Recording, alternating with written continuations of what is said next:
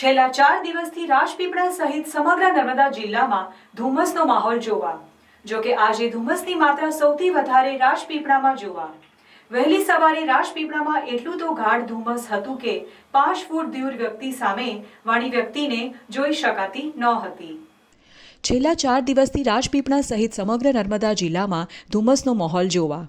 જો કે આજે ધુમ્મસની માત્રા સૌથી વધારે રાજપીપળામાં જોવા. વહેલી સવારે રાજપીપળામાં એટલું તો ગાઢ ધુમ્મસ હતું કે 5 ફૂટ દૂર વ્યક્તિ સામેવાળી વ્યક્તિને જોઈ શકાતી નહોતી. ખાસ કરીને એસટી બસના વરવા દ્રશ્યો જોવા મળ્યા હતા.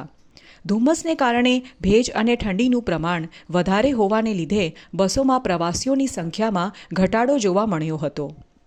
બીજી બાજુ બસ ડ્રાઈવરોને બસ ચલાવવામાં ભારે મુશ્કેલી પડતી હતી.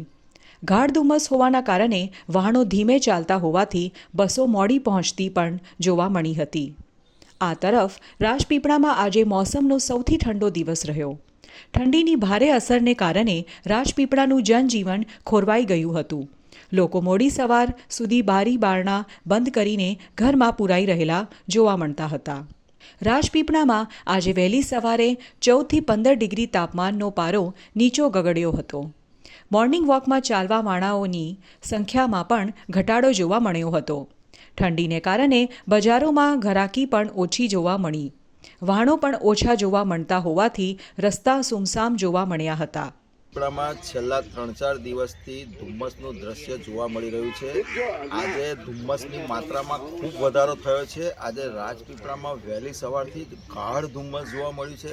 આ ધુમ્મસ એટલું બધું ગાઢ છે કે 5 ફૂટ દૂરની વ્યક્તિ સામેની વ્યક્તિને જોઈ શકતી નથી.